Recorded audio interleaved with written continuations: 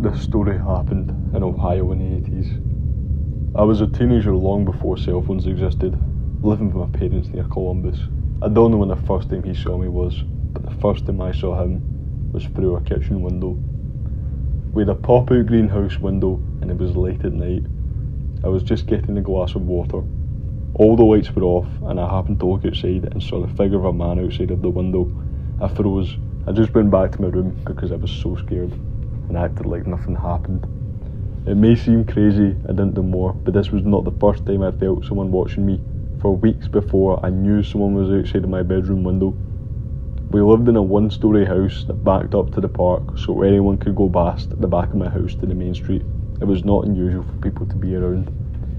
For weeks, late at night, I would wake up to the strongest sense of someone watching me. It was summer, so the window was open and I had the blinds blocking my view and a screen to keep out the bugs. After a few times of waking up, I started to hear someone touching the screen, like running their fingernails across the mesh. This happened 2 or 3 times a week, and sometimes I would get the courage to run to my parents' room, but by the time I went back, he was never there. They didn't really believe me either. This became an almost nightly thing, and I knew I was not imagining it. So when I saw him outside the window, it was almost a relief because I knew that it was real.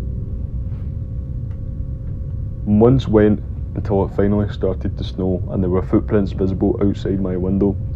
So my parents had at least acknowledged that he was real, but did not really do much. It all came to a head when me and a few friends were getting ready to go out. My parents were away at dinner, and so we had the house to ourselves. The blinds were up and one of the bedroom windows. As I turned around, he was standing directly in the window, staring at us. He was a scary looking guy with bright orange dyed hair.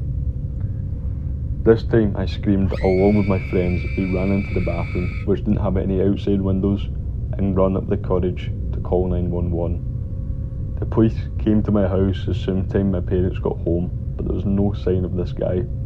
The police basically accused my friends and I of drinking and making the whole situation up. A few weeks later, I happened to see a newspaper stop dead in my tracks. There was a picture of the guy on the front page. He attacked 2 girls in a gas station and ended up killing them. The police had shot and killed them when they were trying to detain him.